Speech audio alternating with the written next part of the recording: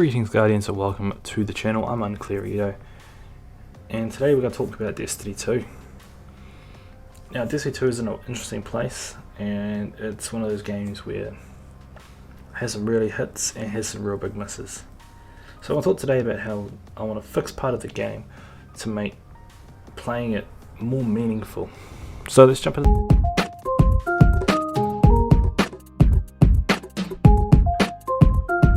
Alright, so we jump into the content. You see here my cool warlock. Now I'm going to talk about gear, and before we get into it, yes, I think we should be retiring gear. Weapons, especially, but excluding exotics. Exotics need to be carried forward, otherwise they all reacquired with different affinities, but it's neither here nor there. But exotic weapons should carry forward, but weapons should stay in the era they were acquired in. They should have a year life cycle. That's my opinion anyway. That's I'm going to leave it at that. But we're going to get into gear and how I think we can fix gear to make it more of a model for the MMO that it should be. This game was announced to be an MMO. They did say that. They said it very publicly. Destiny 2 is an MMO. Unfortunately, MMOs do retire gear, and they do allow progression and insane grinds. And old content does become useless, and that's just the way it is. Now, with infusions, obviously content will become useless to players who have passed it, but if you haven't yet got to that bit of content, it's fresh, new content, that's awesome for you at your level. But at level 50, with a power level of 1000, me running things like Menagerie or old raids on the Leviathan, those are useless pieces of content to me because they don't offer anything of value to my level. But they do offer me good stat rolls, which is also a problem.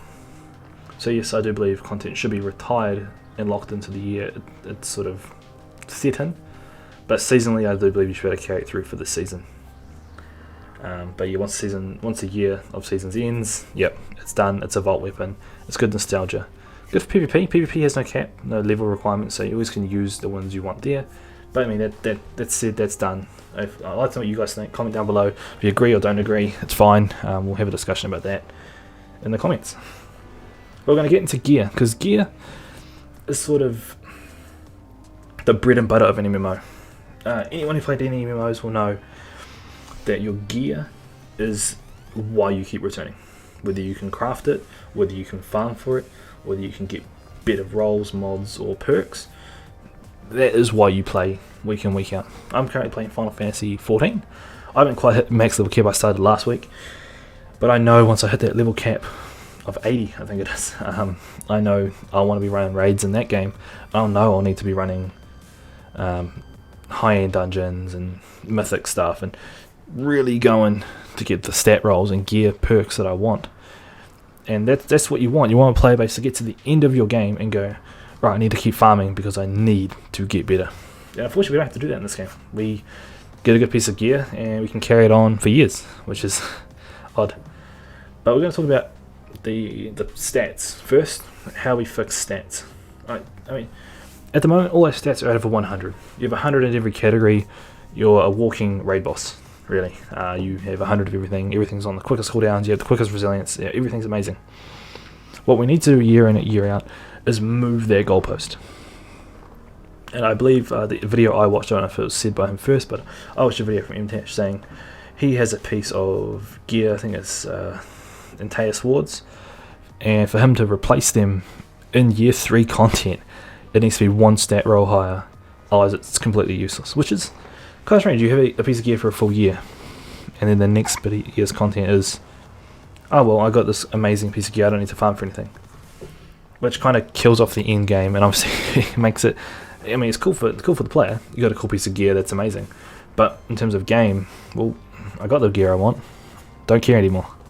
So what you need to do is move that goalpost, and I mean, move it yearly. Don't move it every season. That's stupid. Moving it every season means you're gonna make people angry. But move it by 50 or 100 points.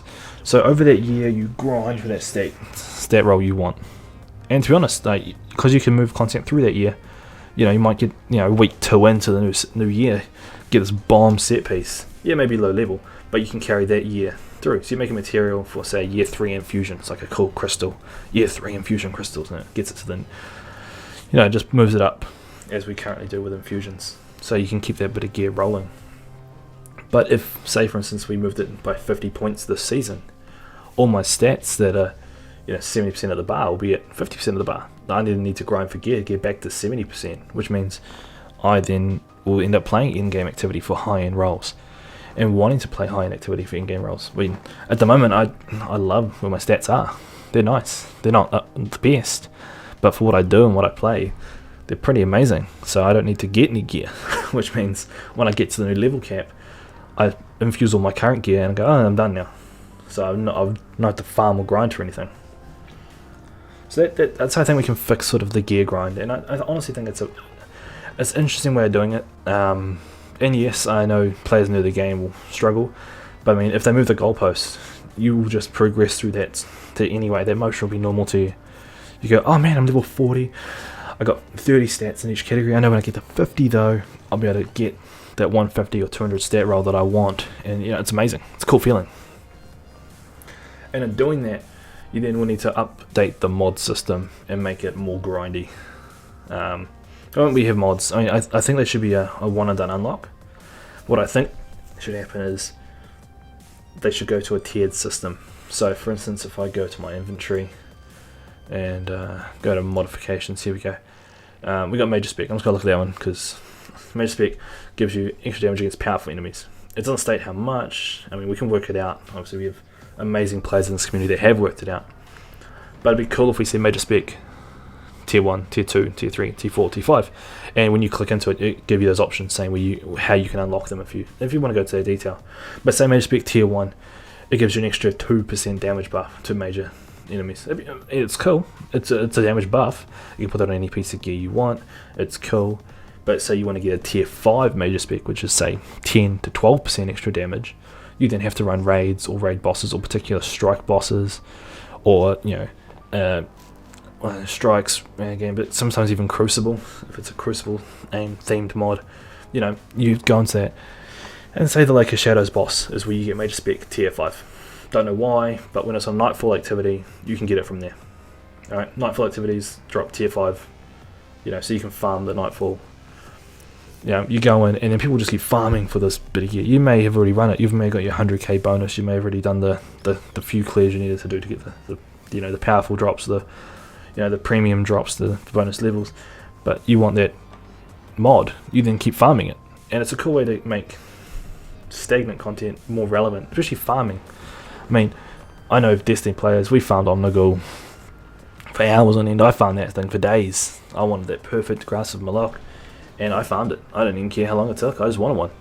So if you made mods like that behind raid bosses, strike bosses, or Nightfall strike bosses, not just strike bosses, it brings life into those bits of content. Because at the moment, you run a Nightfall, you go, I've done my 100k done. Alright, don't even look at it. Play this ever again. What? Who cares? And Grandmaster Nightfalls, they could have that tier 5 locked behind a Grandmaster Nightfall boss.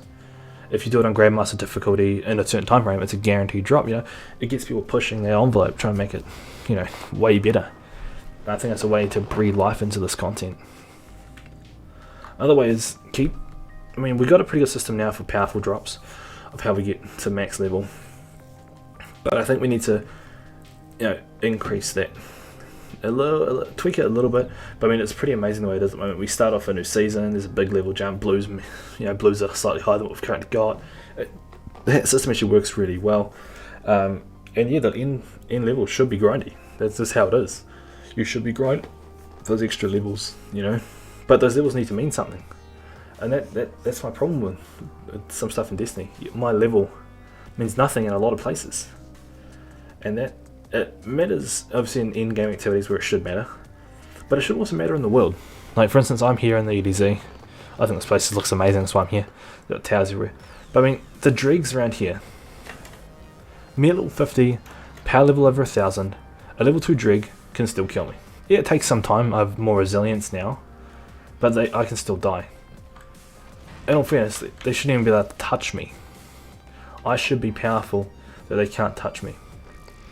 Now, yeah, you want to make this area relevant. There's a fix for that, and honestly, I thought of it when I was playing Final Fantasy. I know I sound like a broken record mentioning this another game constantly, but Final Fantasy has level sync, and honestly, is an amazing piece of content. In terms of world thing, you can explore here, do bounties here, you get XP, cool. Level sync brings you to their level, so they can hit you and you can hit them like you were their level. So you can partake in these events. So say you want to do a public event here, the glimmer drops. You can be max of level 10, power level, say, 100. There's a little button, you can click both thumbsticks, or you can click on the screen, whatever, or you hit a button and it goes partaking, you're level synced, and you'll sync to the level and you start doing that activity. That brings, obviously, people into these activities, and they're fun, but I mean, level 2 dregs shouldn't kill me at level 50. Just saying, they shouldn't kill me. It's kind of shit, if I'm being honest. The game just looks so good. I'm just going to stop and say this game just looks amazing. I really like it. This game, it may bring some pain points, but this game is amazing. But getting back into gear, obviously moving the goalpost for this means all my gear is useless next season, but that's fine, because over the next year I'll be getting better gear, better stat rolls, and pretty much more amazing content. Now, one thing I did want to touch on was Crucible versus PvP versus PvE, and how we can sort of separate those lines a bit more. But I think it's another video for another day. But one thing I do want to touch on while I'm here is you should have an Arc Void and Solar Resilience panel, and it should be tied into gear. So just underneath your, just here, just make 3 more columns, and you have, say, a 10% arc buff, debuff. We have these elements. We should be embracing these elements. Say, hey, look, I've built 100%. Oh, not 100%.